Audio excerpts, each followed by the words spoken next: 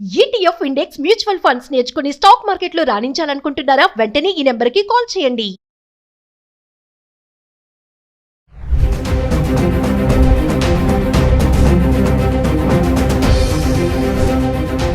Hi hello నమస్తే, welcome back to Suman TV. ప్రస్తుతం మనతో పాటు ఉన్నారు certified astro business coach Javeria గారు. నమస్తే మ్యామ్. నమస్తే నవీన గారు. జవేరియా గారు, ఈరోజు నా టాపిక్ ఏంటంటే హైదరాబాద్లో హౌస్ రెంట్స్ అసలు ఎలా అంటే హఠాత్తుగా పెరిగిపోయాయి. ఎలా అంటే 10,000 ఉన్నది 15,000, 15 ఉన్నది 20, 20 ఉన్నది 25, 25, 30 ఇంకా అట్లా వెళ్తూ ఉంది ఆయన పైకి.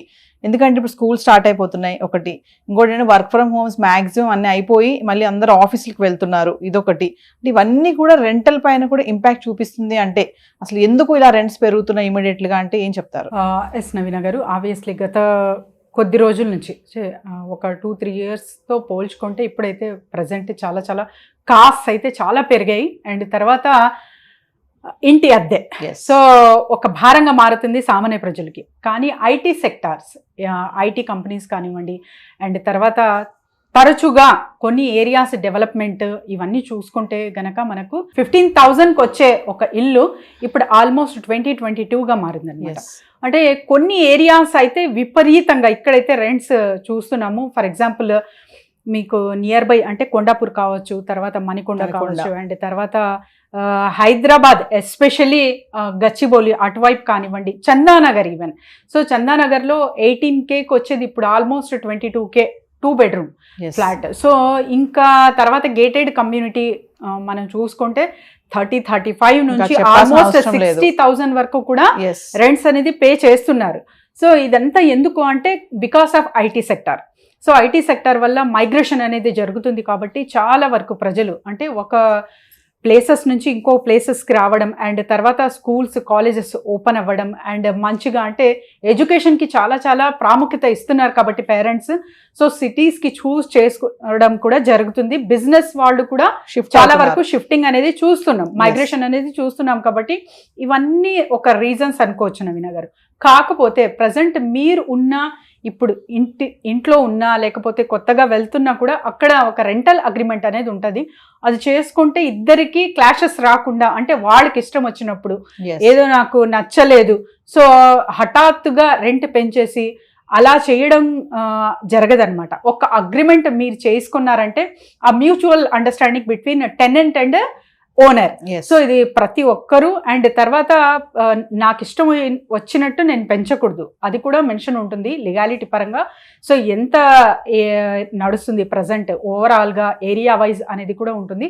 అవన్నీ మీరు లీగల్ వైజ్గా చూసుకొని ఒక అగ్రిమెంట్ బేస్డ్గా వెళ్తున్నారంటే అక్కడ మీరు హ్యాపీగా మీ లైఫ్ స్టైల్ ఇంకా లీడ్ చేయొచ్చు. కాకపోతే ఏరియా చేంజ్ అవినా లేకపోతే సిటీ చేంజ్ అవినా కూడా ఈ పరిస్థితి అయితే చూస్తున్నాం నవీన గారు. ఇంకా చూసుకుంటే జవేరియా గారు, ఈ రెంట్లకి వెళ్ళినప్పుడు బ్యాచిలర్స్కి ఒక రెంట్ ఉంటుంది, ఫ్యామిలీస్కి వెళ్ళినప్పుడు ఒక రెంట్ ఉంటుంది. బ్యాచిలర్స్ కదా, వాళ్ళకి ఏమంత యూజ్ చెయ్యరు, వాటర్ ఎక్కువ యూజ్ చేయరు, పొద్దుపోయి సాయంత్రం వస్తారని చెప్పి వాళ్ళకి రెంట్ కూడా ఎక్కువ పెట్టడం జరుగుతుంది. ఫ్యామిలీస్కి వచ్చేటప్పటికి రెంట్ కొంచెం అటు ఇటుగా ఉంటుంది. మళ్ళీ అంటే ఈ డిఫరెన్షియేషన్ కూడా చూస్తున్నాం మనం.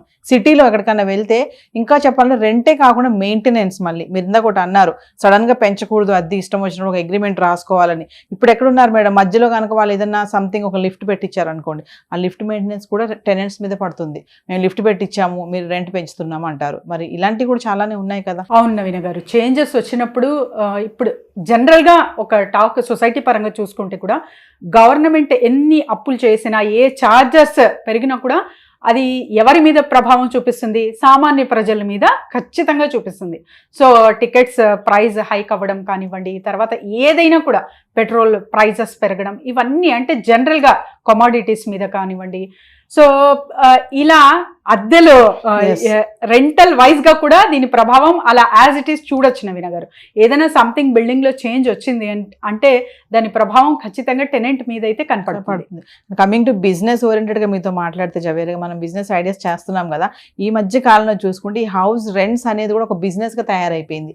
మంచిగా ఒక ఇల్లు కట్టేస్తున్నారు, దాని రెంట్కి ఇచ్చేస్తున్నారు, అది కూడా ఒక బిజినెసే కదా.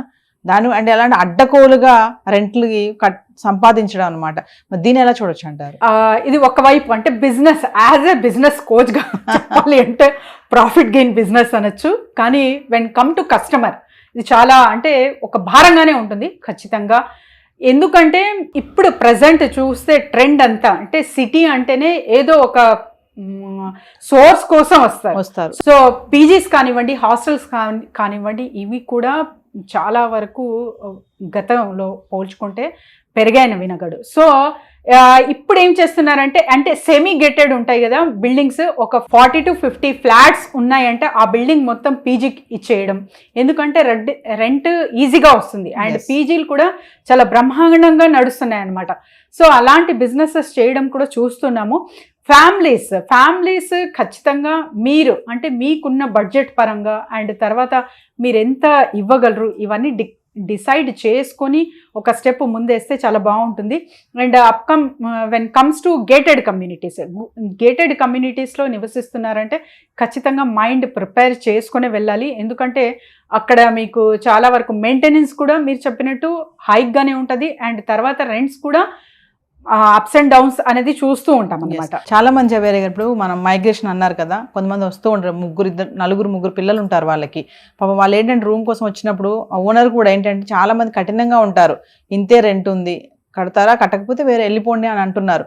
ఓనర్స్ కూడా కొంచెం మైండ్ సెట్ అనేది మార్చుకొని ఈ టెనెంట్స్ విషయంలో మీరు అన్నట్టుగానే మధ్యలో ఇష్టం వచ్చినట్టు రెంట్ పెంచకుండా ఒక అగ్రిమెంట్ ఫార్మాట్లో కనుక వస్తే, ఎంతమంది టెనెంట్స్ కానీ ఓనర్స్ కానీ అగ్రిమెంట్ అనేది చేస్తున్నారంటారు అసలు మామూలుగా చూసుకుంటే? మాక్సిమం ఇప్పుడు మీరు రేషియో పోల్చుకుంటే నవీన గారు ఆల్మోస్ట్ ఒక 30 to 40% పీపుల్ మాత్రమే చేయించుకుంటున్నారు అనమాట. ఏముందిలే ఇంకా అండర్స్టాండింగ్ ఉంది కదా అని ఎవరికి వారు బిజీ లైఫ్. సో బిజీ లైఫ్లో ఏమవుతుందంటే అగ్రిమెంట్ చెయ్యాలి, అది ఒక హాఫ్ డే కేటాయిస్తే చాలు. సో ఆ పని డిలే చేస్తున్నారు. అది తర్వాత ఆ డిలే చేసిన వర్క్ ఒకేసారి రెంట్ హైక్ అవి మీ మీదే పడుతుంది అనమాట. ఎస్, జవరిగా మిమ్మల్ని కాంటాక్ట్ చేయాలండి బిజినెస్ ఐడియాస్ కోసం కానీ దేనికైనా కింద స్క్రోల్ అవుతున్న నెంబర్కి కాంటాక్ట్ చేయొచ్చు నవీన గారు. సో బిజినెస్ క్లాసెస్ కానివ్వండి, చిన్న ఇన్వెస్ట్మెంట్ త్రూ బిజినెస్ ఎలా చేయాలి, ప్రమోషన్స్ కొరకు అండ్ తర్వాత ప్రతి నెల వర్క్షాప్ అయితే నిర్వహించబోతున్నాము. సో దాని డీటెయిల్స్ కొరకు కూడా కింద స్క్రోల్ అవుతున్న నెంబర్కి కాంటాక్ట్ చేస్తే team will get them. Thank you.